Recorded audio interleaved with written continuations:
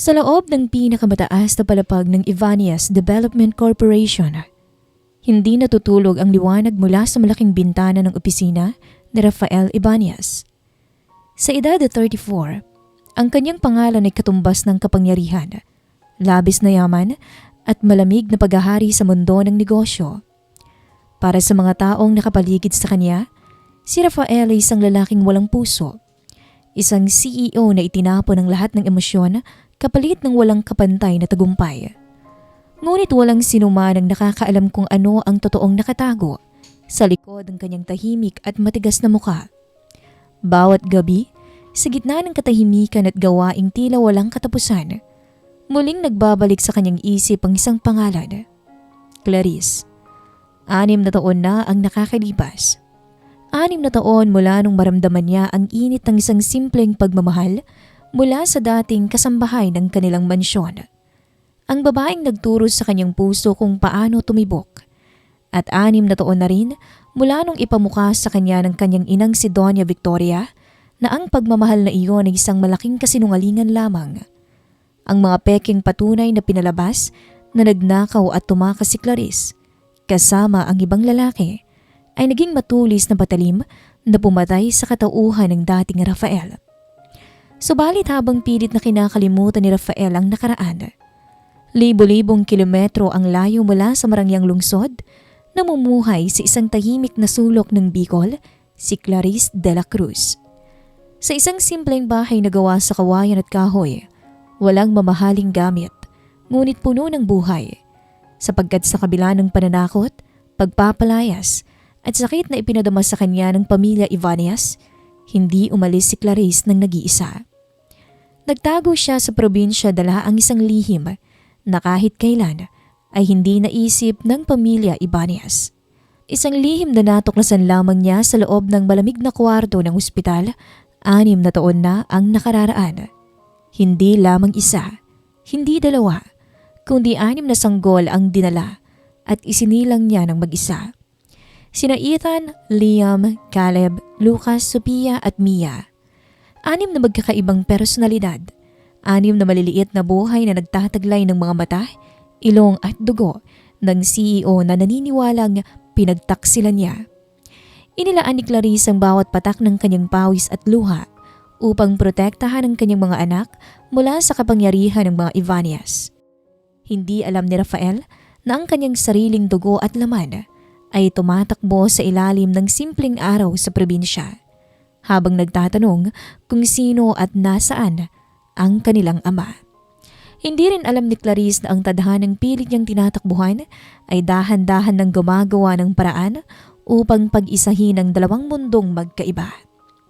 Isang aksidente, isang maliit na kamay na ihila sa laylay ng Amerikana ng CEO at ang lihim na sextuplets ay unti-unting mabubunyag.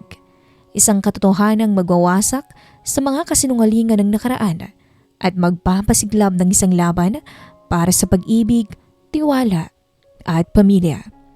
Subaybayan po natin ang kanilang kwento ng pag-ibig dito lang po sa ating programa. Welcome to Mia More Diaries. Sa gitna ng nagtataas ang gusali at maingay na kalsada ng Bonifacio Global City, nakatayo ang tore ng Ibanez Development Corporation. Sa ika-40 palapag nito, sa loob ng isang malawak at malamig na opisina, tahimik na nakatitig si Rafael Ibanez sa malaking bintanang salamin. Sa edad na 34, hawak niyang isa sa pinakamalaking imperyo sa industriya ng construction sa buong bansa. Kilala siyang walang awa sa negosyo, matalas kung mag-isip at tila walang pakiramdam. Ngunit sa likod ng kanyang mamahaling suit at seryosong mukha, may isang bahagi ng kanyang pusong nananatiling sarado at punong-puno ng puot.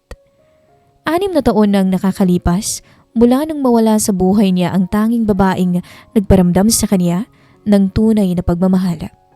Naaalala pa ni Rafael ang bawat detalye kay Clarice de la Cruz. 24 na taong gulang ito nang pumasok bilang katulong sa mansyon ng pamilya Ibanez. Hindi ito tulad ng ibang naging kasambahay noon. Mabait, masipag at may malambot na pusong handang magtiis para lamang mapagamot ang may sakit na ama at mapag-aral nito ang nakababatang kapatid. Sa kabila ng malamig na pader na tinayo ni Rafael sa kanyang paligid, unti-unting nakapasok ang dalaga sa kanyang buhay.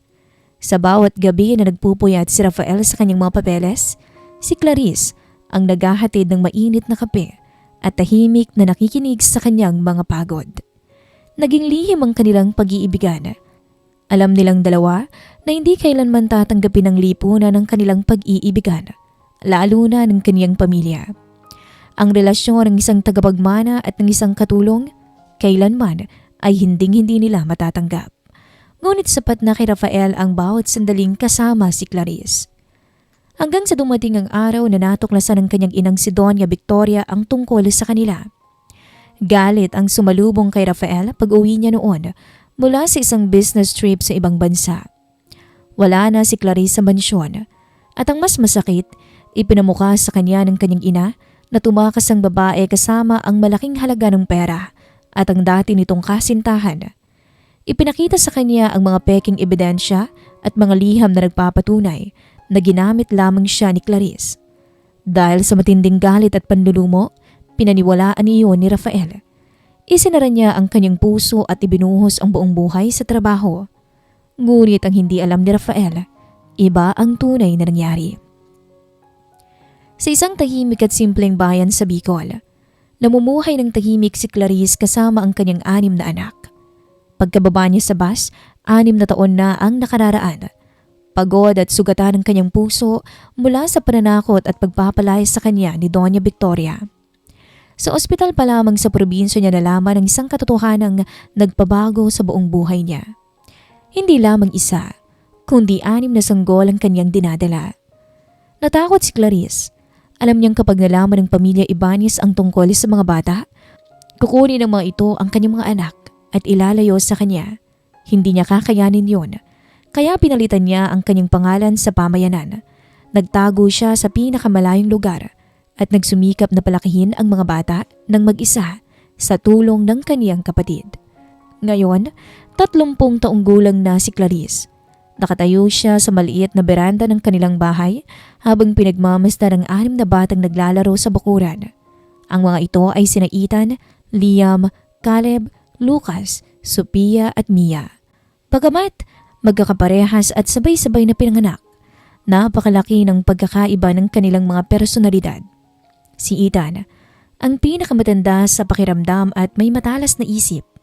Si Liam naman ay napakatapang. Laging handang ipagtanggol ang kanyang mga kapatid.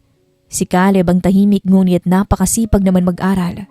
Si Lucas ang palatawa at maingay sa bahay. Si Sophia ang tanging protektado ng lahat dahil sa pagiging malambing nito. Habang si Mia naman ang pinakabata at may matalas na obserbasyon sa paligid. Inay, kailan po ba darating si tatay? Tanong ni Lucas habang hawak ang isang sirang laruang kotse. Sabi po kasi ng mga kalaro namin sa labas, wala daw kaming tatay dahil iniwan kami. Napatigil si Clarice at lumuhod sa harap ng anak. Hinawakan niyang pisngi ni Lucas at ngumiti ng pilit. May tatay kayo, anak. Napakasipag ng tatay ninyo at mahal na mahal kayo. Kaya lang, malayo siya sa atin ngayon eh. Bakit ayaw niya kami bisitahin? Tanong naman ni Liam na may halong inis sa kanyang boses. Sa 6 na bata, si Liam ang pinakagalit kapag napag-uusapan ng kanilang ama. Pakiramdam niya ay pinabayaan sila nito. Mabuting tao ang tatay ninyo, bulong ni Clarice. Bawat tiktak ng orasan ay pinapaalala sa kanya si Rafael. Ngunit hindi niya pwedeng sabihin ang katotohanan. Mas mabuti nang magbuka siyang nag-iisa kaysa malagay sa panganib ang buhay ng kanyang mga anak sa kamay ng mga Ibanez.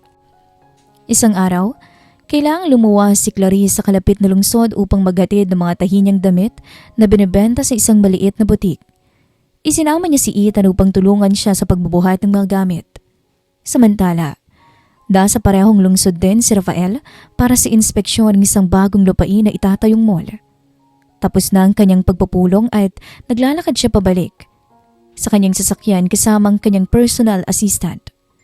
Habang tumatawid si Rafael sa kalsada, habang nakatitig sa kanyang cellphone, isang mabilis na delivery truck ang nawala ng preno at dumiretso sa kanyang kinaroroonan. Bumisina ng malakas ang sasakyan, ngunit sa gulat ni Rafael, tila napako ang kanyang mga paa sa kalsada. Mister, Mag-ingat kayo! Sigaw ng isang maliit na boses.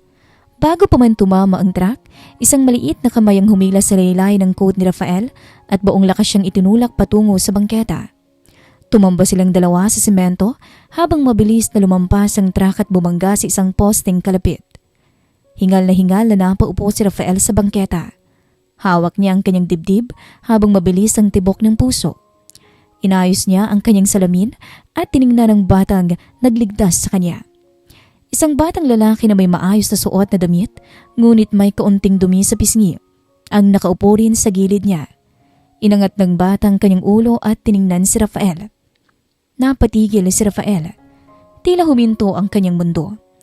Ang mga mata ng bata, ang hugis ng panga nito, at ang paraan ng pagtingin nito. Ang lahat ng iyon ay eksaktong katulad ng kanyang sariling mukha noong bata pa siya. Para siyang nakatitig sa isang lumang litrato ng kanyang kabataan. Teka bata, maayos ka lang ba? Nauutal na tanong ni Rafael. Opo mister, sa susunod po, huwag kayong tumatawid habang nakatingin sa cellphone. Mapapahamak po kayo eh. Seryosong pangaral ng bata habang pinapagpaga ng kanyang suot na short. Napatitig pa rin si Rafael o nakatitig pa rin si Rafael sa bata. May kakaibang kurot sa kanyang dibdib na hindi niya maipaliwanag. Anong pangalan mo? Ethan po, sagot ng bata. Bago pa man makapagtanong ulit si Rafael, mabilis na tumakbo ang isang babae mula sa kabilang kalsada. Ethan! Diyos ko naman Ethan! Saan ka pa nagpunta? Narinig ni Rafael ang boses na iyon. Ang boses na iyon na 6 na taon niyang gustong limutin. Ngunit gabi-gabi pa rin dumadalaw sa kanyang mga panaginip. Biglang tumigas ang kanyang katawan habang itinataas ang kanyang paningin patungo sa babae. Clarice, bulong ni Rafael.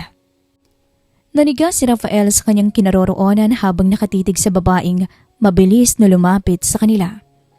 Kahit may kalayuan at medyo pumayat to, hinding-hindi niya malilimutan ang mukha ni Clarice. Ang mga mata nitong may halong alinlangan at lambing. Ang malambot na hubog ng mukha. Ito ang babaeng pumatay sa kanyang puso 6 na taon na ang nakararaan. Ethan, bakit ka ba biglang tumakbo?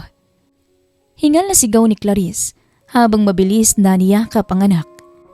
Hinawakan niya ang magkabilang pisngi ng bata upang suriin kung may sugat to. Diyos ko, salamat naman at walang nangyaring masama sa'yo. Inay, iniligtas ko lang po tong si mister kasi muntik na siyang mabangga ng truck kasi hindi siya nakatingin sa kalsada. Paliwanag ni Ethan habang tinuturo ang lalaking nakaupo pa rin sa bangketa. Doon lamang iniangat ni Clarice ang kanyang paningin. At sa sandaling nagtagpo ang kanilang mga mata, tila huminto ang ikot ng mundo para sa kanila. Nawala ng kulay ang mukha ni Clarice. Ang kanyang mga kamay na nakahawak sa balikat ni Ethan ay nagsimulang manginig.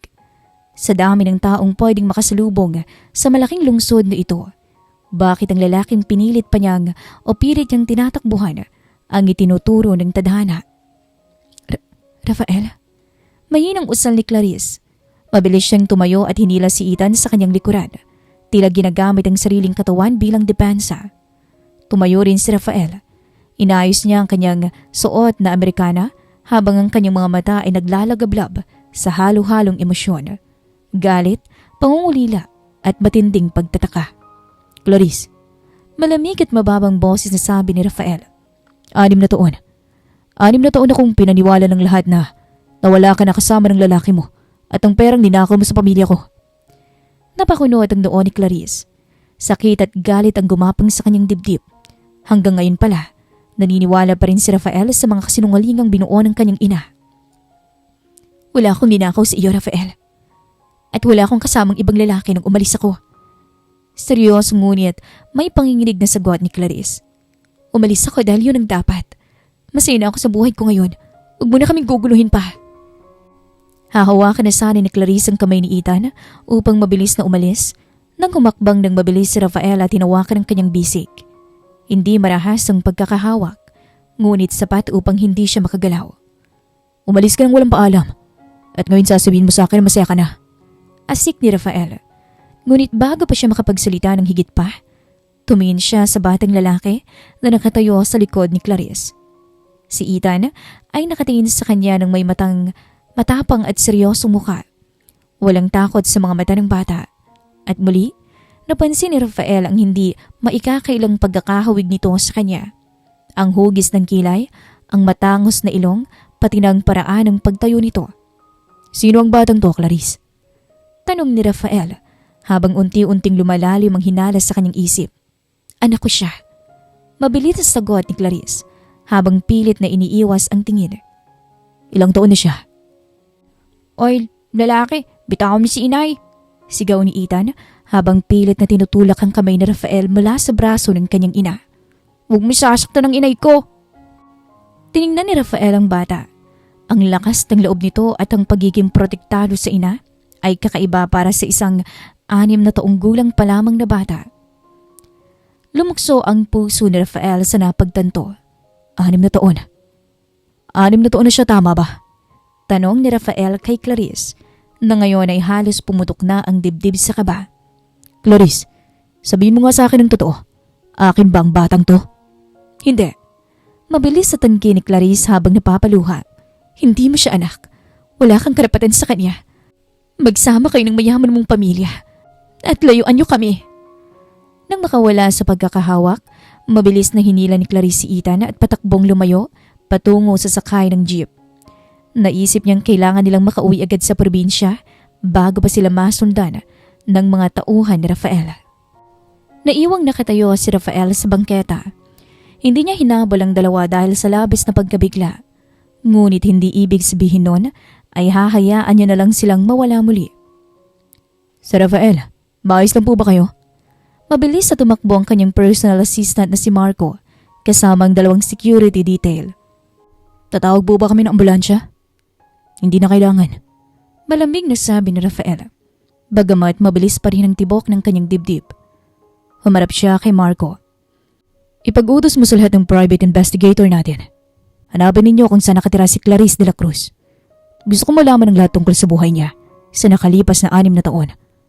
Bawat detalye, bawat kilos, at ang tungkol sa batang kasama niya." "Masusunod po, sir," sagot ni Marco. Habang nasa biyahe pabalik sa kanilang bayan sa Bicol, hindi mapakali si Clarice. Nakasandal ang ulo ni Ethan sa kanyang kandungan habang tahimik na natutulog ang bata dahil sa pagod. Hinawakan ni Clarice ang buhok ng anak habang patuloy na umaagos ang kanyang mga luha. Natatakot siya. Alam niyang kapag nalaman ni Rafael na hindi lang isa, kundi 6 ang kanilang naging anak, tiyak na gagamitin nito ang kapangyarihan at yaman ng mga Ibanez upang kunin ang mga bata sa kanya. At higit sa lahat, natatakot siya sa maaaring gawin ni Doña Victoria kapag nalaman nitong nagbunga ang relasyon nila noon. Pagdating sa kanilang bahay sa nayon, sumalubong agad ang 5 iba pang bata. "Inay, bumalik na kayo!" sigaw ni Lucas habang patakbong lumapit para yumakap. "Inay, may pasalubong po ba kayo?" tanong naman ni Sophia habang nakatingin sa dalang bag ni Clarice. Si Liam naman ay nakatayo sa pinto, nakapamewang at nakatingin kay Ethan. "Bakit kanya na mukha mo, Ethan? Nakipag-away ka ba sa lungsod?" Tiningnan ni Clarice ang 6 niyang anak. Lahat sila ay may bahagi ng mukha at pagkatao ni Rafael. Si Ethan na may matalas na isip at pagiging leader. Si Liam ang may matapang na paninindigan. Si Caleb ang tahimik pero matalino. Si Lucas ang may malakas na karisma. Si Sophia ang may malambot na puso. Si Mia ang may matalas na obserbasyon. Walang nangyaring masama mga anak. Pilit na ngumiti si Clarice at nakipag-usap sa mga bata. "Makinig kayo kay inay ha. Simula bukas, ayokong lalabas kayo ng bakuran ng walang kasama, maliwanag ba?" Nagtaka ang mga bata, ngunit tumango na lamang sila. Makalipas ang 3 araw sa mansyon ng mga Ibanez sa Forbes Park. Nakatayo si Doña Victoria sa kanyang malawak na bulwagan habang hawak ang isang taso ng kape. Isang matandang babae na may matinding pride at pagpapahalaga sa katayuan sa lipunan. Pumasok si Rafael sa mansyon na may dalang isang makapal na folder. Ang kanyang mga hakbang ay mabigat at ang kanyang mukha ay madilim. "Rafael, iho, bakit hindi ka nagpasabi na uuwi ka para sa hapunan?" Nakangiting salubong ni Doña Victoria. Hindi ngumiti si Rafael. Inilapag niya ang folder sa ibabaw ng gitnang mesa. "Ano to?" tanong ng kanyang ina. Lahat ng impormasyong pinatago mo sa akin 6 na taon nang nakararaan. Malamig na sabi ni Rafael. Nakita ko si Clarice. Biglang natigilan si Doña Victoria. Ang ngiti sa kanyang mukha ay mabilis na napalitan ng pag-aalinlangan. Rafael, anong pinagsasabi mo? Ang babaeng yun ay matagal nang wala sa buhay mo. Hindi na dapat natin siya pinag-uusapan? And beside, pinag-usapan na natin na ginamit ka lamang niya. Nagsisinungaling ka. Direktang sabi ni Rafael. Pinaimbestigan ko ang lahat. Walang perang ninakaw si Clarice. At wala rin siyang ibang lalaking kasama nang umalis siya. Ikaw mamang nagpalayas sa kanya habang wala ko sa bansa, tama ba? Nagtama ang tingin ng mag-ina. Huminga ng malalim si Doña Victoria at itinaas ang kanyang baba. Pilit na pinapanatili ang kanyang otoridad. At kung ako nga, ginawa ko lang yun para protektahan ka at ang pangalan ng pamilya natin. Isang simpleng katulong lamang siya, Rafael. Hindi siya nababagay sa iyo. Ngunit may hindi ka tinira sa akin. Marahang bulong ni Rafael habang nanginginig ang boses sa galit. May anak kami, Mama. May anak kami ni Clarice. Napatitig si Doña Victoria sa kanyang anak. Anak? Nakita ko ang bata. Matalino, matapang, at kamukhang kamukha ko, Mama. Galit na patuloy ni Rafael. At ngayon, aalamin ko ang buong katotohanan. Kung kailangan kunin ko ang anak ko at si Clarice pabalik sa akin, gagawin ko. Kahit nalabag yan sa gusto mo. Mabilis na tumalikod si Rafael at lumabas ng mansyon. Naiwang tulala at balisa si Doña Victoria. Nang makalabas si Rafael, agad na kinuha ni Doña Victoria ang kanyang telepono at may tinawagan. Hello. Hanapin niyo agad kung saan nagtatago ang Clarice de la Cruz na yun. Bago pa makarating doon si Rafael. Kailangan ninyong makuha ang bata. Huwag niyo nga hayaan na masira ang babaeng yun ang pamilya ko. Ilang araw ang nakalipas mula nung muling mag-cruise ang landas ni Rafael at Clarice. Ngunit hindi na makatulog ng maayos ang CEO. Sa loob ng kanyang pribadong opisina sa BGC, nakatitig si Rafael sa mga larawang kuha ng kanyang private investigator. Ito ang mukha o ang mga kuha sa simpleng bakura ni Clarice sa Bicol. Ngunit hindi lang iisang bata ang nasa larawan. Napakunot ang noon ni Rafael. Hindi lamang si Ethan ang naroon. May 5 iba pang bata na kasama inito ang naglalaro. 3 lalaki at 2 pang babae. Lahat sila ay tila magkakaedad at magkakahawig ang mga features sa mukha. Si Rafael. Pumasok si Marco na may dalang panibagong dokumento mula sa ospital sa probinsya. Nakuha na po natin ang birth records ni Clarice de la Cruz mula 6 na taon nang nakararaan. Mabilis na inagaw ni Rafael ang folder. Habang binabasa ang mga linya ng dokumento, unti-unting nanlaki ang kanyang mga mata at halos mapatid ang kanyang paghinga. Multiple birth, 6 tuplats, 6 na sanggol, 6 na buhay. Si Clarice ay nanganak ng 6 na sanggol ng sabay-sabay. 36 na linggo pagkatapos itong umalis sa mansyon ng mga Ibanez. Nanginginig ang mga kamay ni Rafael habang hawak ang papel. Isang matinding alon ng pagkakakonsensya, galit sa sarili at labis na pagmamahal ang pumuno sa kanyang dibdib. Habang nakaupo siya sa kanyang marangyang opisina at nagpapakasasa sa yaman sa nakalipas na 6 na taon, ang babaeng mahal niya ay mag-isang naghirap upang palakihin at pakainin ang 6 nilang anak. Maganda ka, Marco. Malamig ngunit may diinautos ni Rafael habang tumatayo. Pupunta tayo ngayon din sa Bicol. Samantala sa Bicol, ramdam ni Clarice ang kakaibang kaba sa kanyang dibdib. Ilang araw na niyang hindi pinapalabas ang mga bata sa bakuran. Nakatayo si Clarice sa maliit na kusina habang naghahanda ng tanghalian. Nang biglang makarinig siya ng ingay ng mga sasakyan sa labas ng kanilang bakod. Hindi lamang isa, kundi 3 itim na SUV ang huminto sa tapat ng kanilang simpleng bahay. Mabilis na napatakbo si Clarice sa bintana. Ang kanyang puso ay parang sasabog sa takot. Mula sa unang sasakyan, bumaba ang 4 na kalalakihang nakasuot at may kasamang tila pribadong gwardya. Ngunit hindi sila mga tauhan ni Rafael. Kilala ni Clarice ang simbolo sa logo ng sasakyan. Kay Doña Victoria ang mga to. Clarice de la Cruz. Sigaw ng pinuno ng mga lalaki habang pilit na binubuksan ang gawa sa kawayang pintuan ng bakuran. Ibigay mo ng kusang mga bata kung ayaw mong makasuhan ng kidnapping at pagdanakaw. Nataranta si Clarice. Ethan, Liam, isara din niyo ang bintana. Pumasok kayong lahat sa silid. Wika niya sa mga bata. Agad na kumilos ang mga bata. Si Ethan at Liam ay mabilis na hinarangan ng pintuan gamit ang lumang mesa, habang si Caleb at Lucas naman ay pinalibutan sina Sophia at Mia upang protektahan ang mga to. Inay, sino po bang mga taong yun? Tanong ni Sophia na naiiyak na sa takot. Huwag kayong matakot mga anak. Poprotektahan kayo ni inay. Narinig nila ang pagbagsak ng pinto ng bakuran.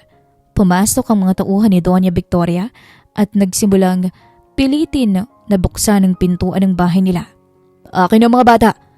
Pinag-uutos ito ni Doña Victoria. Umalis kayo rito. Wala kayong makukuha sa akin.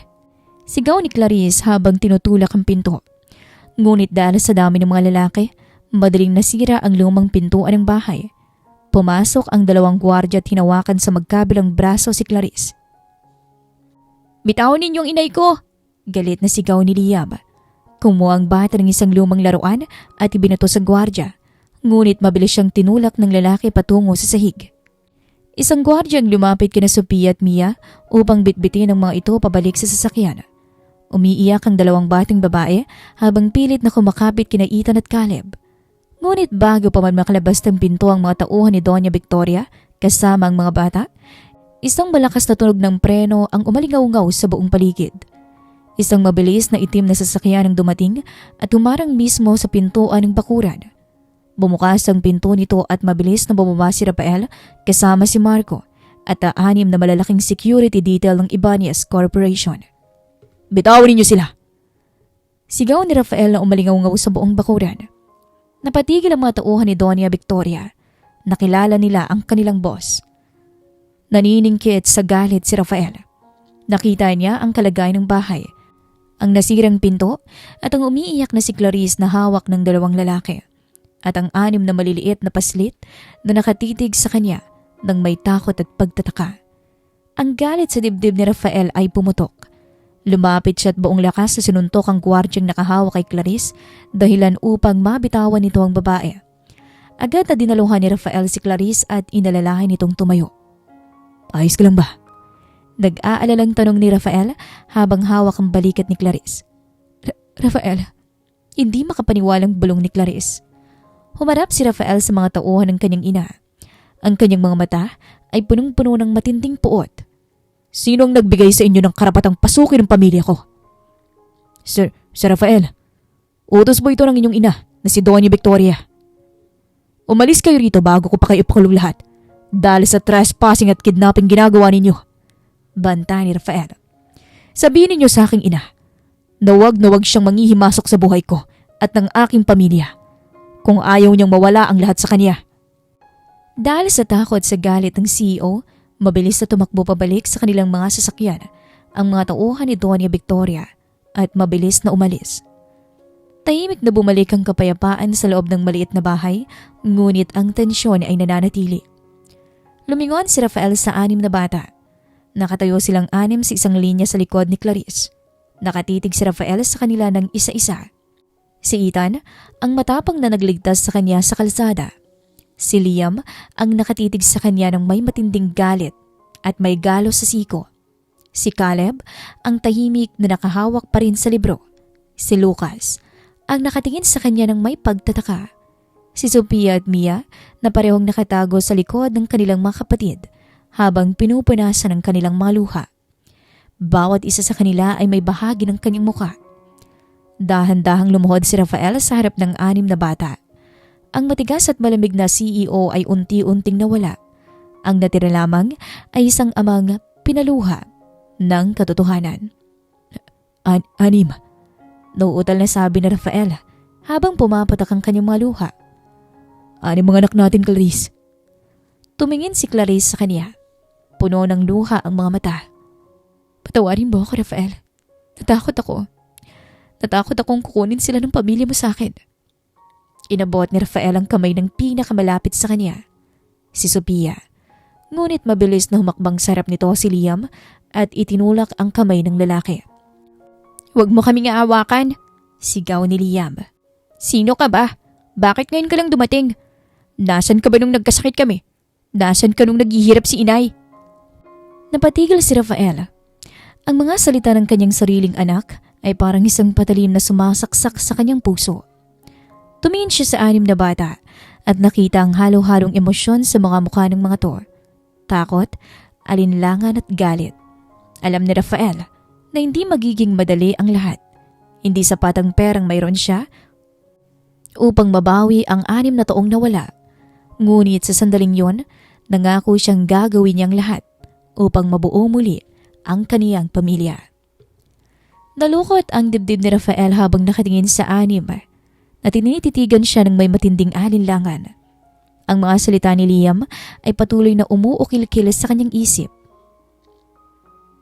Sa kauna-unahang pagkakataon sa kanyang buhay, ang isang lalaking nakasanayang makuha ang lahat sa pamamagitan ng kapangyarihan at salapi ay natagpo ang walang laban sa harap ng sarili niyang mga anak. "Liam, huwag mong kakausapin ng ganyan ang..." Nanginginig na pangaral ni Clarice, ngunit mabilis na humaring si Rafael at umiling. "Hayaan mo siya, Clarice." Mahinang sabi ng Rafael. Nanatili siyang nakaluhod sa sahig upang pantay ang kanyang tingin sa mga bata. "Tama ang kapatid ninyo. Wala ako rito nung mga oras na kailangan ninyo ako. Kasalanan ko ang lahat.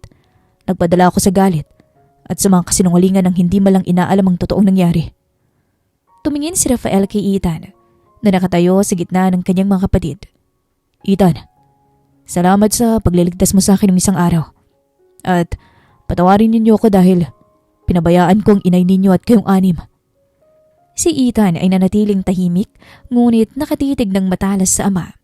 Si Caleb naman ay dahan-dahang lumapit ng bahagya habang hawak ang kanyang maliit na notebook. "Mister, kayo po bang tatay namin na laging kinukwento ni inay?" Napangiti si Rafael habang pinupunasan ng luhang pumatak sa kanyang pisngi. "Oo, ako nga ang tatay ninyo, Caleb. Ako si Rafael." "Hindi kita tatay," sigaw muli ni Liam bago mabilis na tumakbo patungo sa silid at ibinagsak ang pinto. Naging mabigat ang kapaligiran sa loob ng bahay. Alam ni Rafael na hindi mawawala sa isang iglap ang 6 na taong sakit at pagkakalayo. Maya-maya pa, dahan-dahang pinalabas muna ni Clarice ang ibang mga bata sa bakuran kasama ang 2 security detail na naiwan upang magbantay. Naiwan silang 2 ni Rafael sa maliit na sala. "Clarice," panimula ni Rafael habang nakatitig sa babaeng napakaraming tiyak na paghihirap ang pinagdaanan. "Alam kong galit ka sa akin. Alam kong wala akong karapatang humingi ng tawad pagkatapos ng lahat. Ngunit pakiusap. Sumama kayo sa akin pabalik sa Maynila. Hindi naligtas ang lugar na to para sa inyo. Nakita mo naman ang ginawa ng mga tauhan ng nanay ko." Umiling si Clarice at yumuko. "Hindi ganun kadali yun, Rafael. Dito kami nasanay ng mga bata. At isa pa, natatakot ako. Natatakot ako na kapag dinala mo kami sa mundo mo, lalo lang magugulong buhay ng mga anak ko. Ang nanay mo, ang negosyo mo, ang mga taong nakapaligid sa iyo, hindi kami nababagi doon." Lumapit si Rafael at dahan-dahang hinawakan ang mga kamay ni Clarice. Sa pagkakataong to, hindi gumalaw si Clarice upang bumitaw. "Gagawin ko ang lahat para protektahan kayo. Ilalayo ko kayo kay mama. Magpapatayo ko ng ibang bahay na para lang sa atin. Pakiusap, Clarice. Bigyan mo naman ako ng pagkakataong maging ama sa mga bata at maging lalaking nararapat para sa iyo." Tumingin si Clarice sa mga mata ni Rafael at nakita ang tapat na pagsisisi roon. Matagal niyang tinagong pagmamahal niya sa lalaki sa likod ng galit at takot. Ngunit alam niyang kailangan din ng kanyang mga anak ang proteksyon at pagmamahal ng isang ama. "Bigyan mo sila ng panahon, Rafael." Mahinang pakiusap ni Clarice. "Lalo na si Liam. Sila ang higit na nasaktan sa pagkawala mo." Kinabukasan, sa halip na bumalik sa Maynila upang asikasuhin ang kanyang kumpanya, ipinasa muna ni Rafael ang lahat ng kanyang mga tungkulin kay Marco. Nagpasya siyang manatili sa isang maliit na resort na malapit sa bahay ni na Clarice upang araw-araw silang bisitahin at subukang makuha ang loob ng 6 na bata. Araw-araw ay nagpupunta si Rafael sa bahay ni na Clarice. Hindi niya ginamit ang kanyang yaman o mamahaling mga regalo para sa mga bata. Sa halip, ibinaba niya ang kanyang sarili sa kanilang simpleng pamumuhay. Tinulungan niya si Clarice sa pagbabuhat ng tubig at pag-aayos ng nasirang bakod at pinto. Tinuruan niya si Caleb at Sophia sa kanilang mga aralin. Nakipaglaro siya ng laroang kotse kay Lucas at Mia sa silungan. Mister? Tatay? Marunong po ba kayong gumawa ng saranggola? Tanong ni Lucas habang nakaupo sa damuhan kasama si Rafael. Marunong ako, Lucas. Nakangiting sagot ni Rafael habang inaayos ang kawayan at papel. Gusto mo ba? Gumawa ako ng marami? O gawan ko kayong 6? Napatuloan sa tuwa si Lucas at Mia, habang si Sophia naman ay lumapit at dahan-dahang yumakap sa balikat ni Rafael. Naantig ang puso ng CEO sa simpleng gesture ng anak. Ngunit hindi lahat ay madaling makuha. Si Liam ay nanatiling nakatingin sa kanya mula sa malayo. Nakahalokip-kip at may masamang tingin. Si Ethan naman ay palaging nagmamasid sa bawat kilos ni Rafael. Sinusuri kung tapat ba talaga ang layunin ng kanyang ama.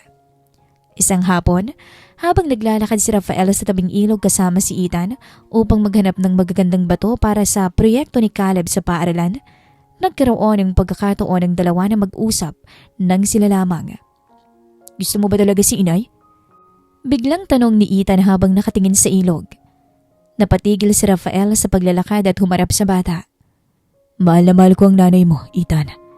Siya lang ang babaeng minahal ko sa buong buhay ko at nagsisisi ako na nawala ako sa tabi ninyo nang kailangan ninyo ako. Bakit ka niniwala sa ibang tao noon? Tanong pa ni Ethan. Kung mahal mo siya, dapat pinaglaban mo siya, hindi ba? Napakagatlabi si Rafael sa matalas na tanong ng bata. Sa edad na 6, napakalalim ng pag-iisip ni Ethan. Tama ka, Ethan. Naging mahina ako at tanga. Nagpadala ako sa galit imbis na hanapin ang katotohanan. Pero pumupunta ako rito araw-araw para patunayan sa inyo, na hindi ko na kayo iiwan ulit. Tinitigan siya ni Ethan ng ilang segundo bago dahan-dahang tumayo. Tutulungan kita kay Liam, pero kapag pinayak mo ulit si nanay, ako mismo ang magpapalis sa'yo rito. Napangiti si Rafael at hinawakan ang ulo ng anak. Pangako, Ethan. Pangako.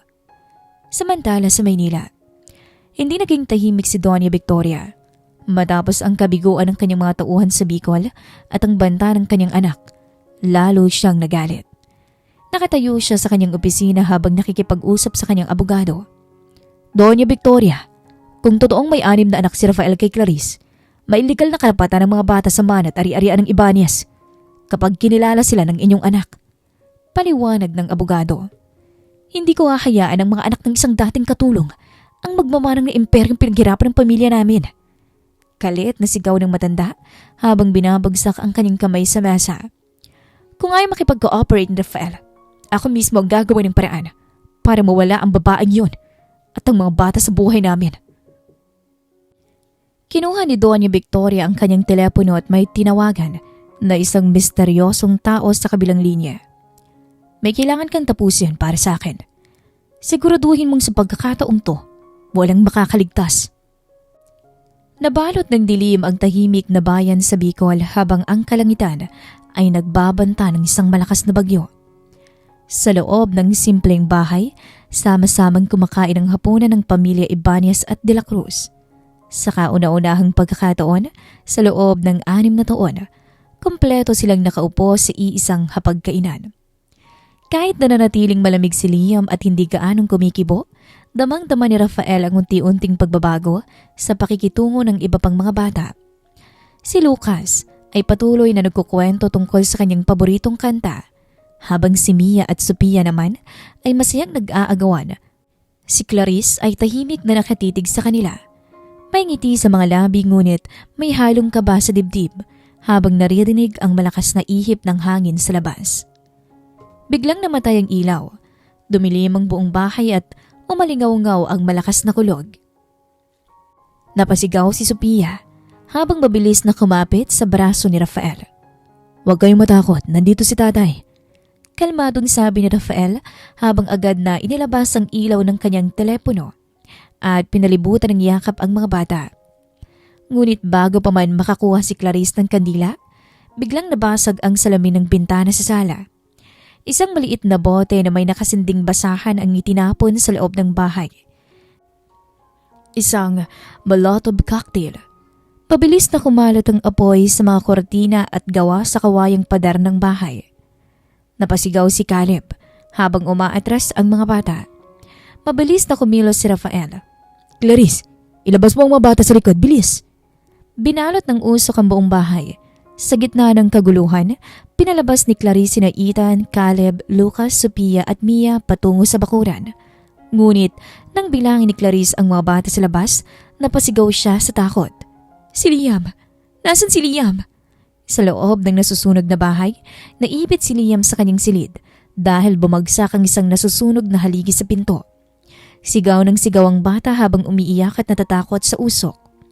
Narinig ni Rafael ang sigaw ng anak. Walang pag-aalinlangang pumasok siya pabalik sa nasusunog na bahay sa kabila ng sigaw at pakiusap ni Clarice. Binalot ni Rafael ang basang telang kanyang muka at itinulak ang nasusunog na kahoy upang makapasok sa silid ni Liam. Liam! Sigaw ni Rafael habang inabot ang nanginginig na bata. Tatay? Umiiyak na bulong ni Liam habang kumakapit sa leeg ng ama. Ito ang kauna-unahang pagkakataon na tinawag niya itong tatay. Buong lakas na binuhat ni Rafael si Liam at mabilis na tumakbo palabas ng bahay bago pa man tuluyang bumagsak ang buong bubong. Lumabas silang dalawa habang sugatan at may mga dumi sa mukha. Agad na dinaluhan ni Clarice ang dalawa habang nakatitig ang 5 iba pang bata sa kanilang ama na nakahiga sa damuhan. Hingal na hingal at protektado pa rin si Liam sa kanyang mga bisig. Sa sandaling iyon, nawala ang lahat ng galit at alinlangan sa puso ni Liam. Yumakap ang bata ng mahigpit sa leeg ni Rafael habang umiiyak. Inayos ni Rafael ang buhok ng anak at ngumiti sa kabila ng sakit ng kanyang mga sugat. Ligtas ka na. Kinabukasan, sa tulong ng mga tauhan ni Rafael at ng lokal na pulisya, mabilis na natukoy ang 2 lalaking naghagis ng apoy sa bahay. Dahil sa matinding takot sa hatol ng batas, itinuro ng mga ito ang taong nagbayad sa kanila, si Doña Victoria. Sa mansyon ng mga Ibanez, pumasok si Rafael kasamang mga pulis at ang kanyang legal team. May mga sugat pa siya sa braso mula sa sunog at ang kanyang mga mata ay puno ng matinding pinal na desisyon. Rafael, anong ibig sabihin nito? Nauutal na tanong ni Doña Victoria habang nakatingin sa mga pulis. Tapos na ang lahat, mama. Malamig at seryosong sabi ni Rafael. Pinaimbestigan ko ng lahat ng ginawa mo. Mula sa pagpapatapon kay Clarice 6 na taon ang nakararaan, ang pagtatangkang pagdukot sa mga bata, hanggang sa pagsunog sa bahay nila kagabi na halos pumatay sa sarili mong mga apo. Ginawa ko yun para sa iyo, para sa pamilya natin. Sigaw ng matanda habang lumuluha sa galit at takot. Hindi pamilya ang tawag sa ganyan, mama. Ang tunay na pamilya ay nagmamahalan at nagpoprotektahan. Sagot ni Rafael. Dahil sa mga krimen mo, haharapin mo ang batas at simula sa araw na to, tatanggalin na rin kita bilang stockholder ng Ibanez Corporation. Habang pinalalabas ng mga pulis sa Doña Victoria mula sa mansyon, napaluhod ang matanda sa pagsisisi. Ngunit huli na ang lahat para sa kanya. Makalipas ang 3 buwan, sa isang malawak at magandang lupain sa Tagaytay na nakatanaw sa Bulkang Taad, nakatayo ang isang bagong tayong malaking rest house. May malawak itong bakuran kung saan may mga swings, slide at isang maliit na soccer field. Nakatayo si Rafael sa beranda habang nakatitig sa 6 niyang anak na masayang nagtatakbuhan sa dumuhan. Si Ethan at Liam ay magkasamang naglalaro ng bola. Wala nang galit sa mata ng dalawa. Si Caleb ay nakaupo sa ilalim ng puno habang nagbabasa ng libro, habang si Lucas naman ay patuloy na nagpapatawa at hinahabol si Sophia at Mia. Lumapit si Clarice sa tabi ni Rafael at inabutan ito ng mainit na kape, wearing a simple white dress. Masaya at payapa ng kanyang muka, malayo sa takot na naranasan niya sa mga nakaraang taon. Tandang inabot ni Rafael ang kamay ni Clarice at pinalibutan ang bewang nito. Salamat sa pagbibigay sa akin ng pangalawang pagkakataon, Clarice. Salamat din. Dahil hindi ka sumuko sa amin ng mga bata, Rafael. Nakangiting sagot ni Clarice habang isinasandal ang kanyang ulo sa dibdib ng lalaki. Tumingin si Rafael sa kanyang daliri at sa daliri ni Clarice kung saan nakasuot ang kanilang simpleng wedding rings mula sa kanilang ginanap na pribadong kasal noong nakaraang buwan. Tatay, inay, halika kayo rito. Naglalaro tayo ng soccer. Sigaw ni Lucas habang kumakaway sa kanila mula sa malayo. Papunta na kami. Sagot naman ni Rafael habang tumatawa. Tumingin si Rafael kay Clarice at dahan-dahang hinagkan ang labi nito. Sa wakas, pagkatapos ng 6 na taong pagkakalayo, mga kasinungalingan at mga pagsubok, sa wakas, natagpuan na rin ng CEO ang kanyang hidden sextuplets at ang tunay at walang katapusang ligaya. Lumipas pa ang 5 taon. Sa malawak na bakuran ng mansyon ng pamilya Ibanez sa Tagaytay, maririnig ang maingay at masayang tawanan ng mga bata. Sa edad na 11, higit na lumabas ang kani-kanilang natatanging angking galing at personalidad. Si Ethan ang kasalukuyang student council president sa kanilang paaralan. Taglayang matalas na isip at liderato ng kanyang ama. Si Liam naman ay ang team captain ng varsity soccer team. Matapang, protektado pa rin sa mga kapatid at pinakamalapit na ngayon kay Rafael pagdating sa sports. Si Caleb ay pinarangalang kamakailan sa isang pambansang paligsahan sa matematika at agham dahil sa kanyang tahimik ngunit kahanga-hangang talino. Si Lucas ang nanatiling buhay ng tahanan. Isang mahusay na gitarista sa school band na laging nagpapatawa sa pamilya. Si Sophia ay naging isang mahusay na pianist at painter. Habang si Mia naman ay pumasok sa journalism club dahil sa kanyang matalas na obserbasyon at pagsusulat. Sa gitna ng bakuran, nakatayo ang isang malaking wooden gazebo.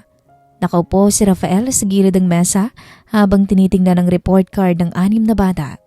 Samantalang si Clarice naman ay naghahanda ng merienda sa malapit na mesa. Sa edad na 30, si Rafael ay hindi na ang malamig at workaholic na CEO na kinakatakutan ng lahat. Bagaman siya pa rin ang namumuno sa Ibanez Development Corporation, sinisiguro niyang bawat alas 5 ng hapon ay nakakauwi na siya upang makasama ang kaniyang pamilya. Rafael, malamig na yung kape mo. Nakangiting sabi ni Clarice habang inilalapag ang isang plato ng paborito nitong kakanin. Ibinaba ni Rafael ang mga papel at hinila si Clarice paupo sa kanyang kandungan.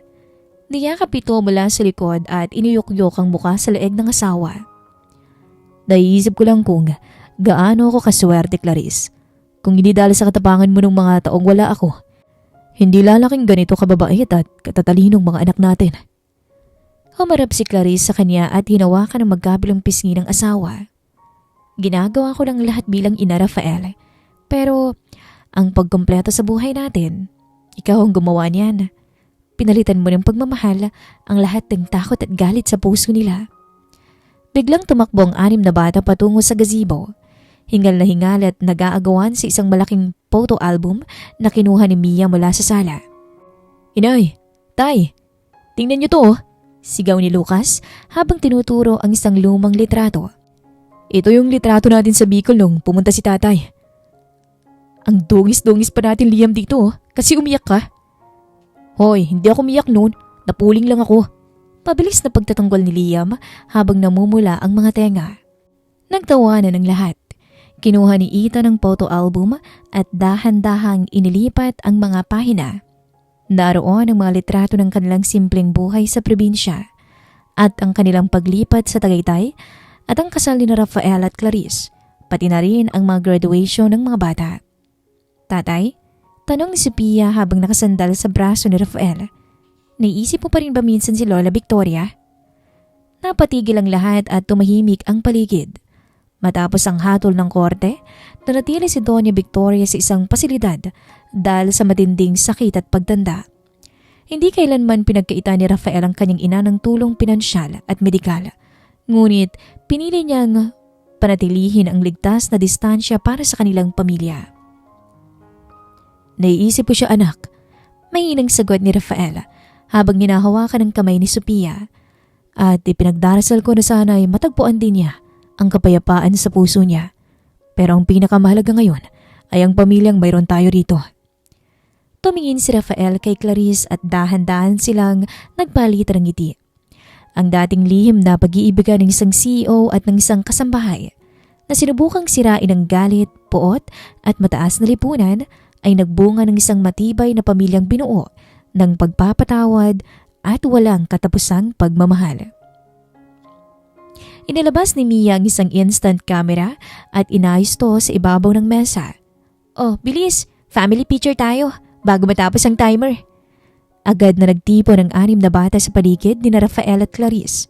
Si Ethan at Liam sa magkabilang gilid ng kanilang mga magulang. Sina Caleb at Lucas na nakaluhod sa harap. At sina Sophia at Mia na nakakapit sa leeg ni Rafael at Clarice. Tumunog ang click. Isang litrato ang kinuha ng kamera. Isang larawan ng 6 na sanggol na lumaking masaya. Ng isang inang hindi sumuko at ng isang amang natutong lumaban para sa tunay na yaman ng kanyang buhay. Iyon ang kanyang pamilya. The end. Maraming salamat po sa pagsubaybay sa kwentong ito. At kung nagustuhan nyo, sana ay pindutin po ninyo ang bell button at subscribe button para po maging updated po kayo sa mga videos natin. Ako po ang inyong narrator sa channel na ito, Miss Kia.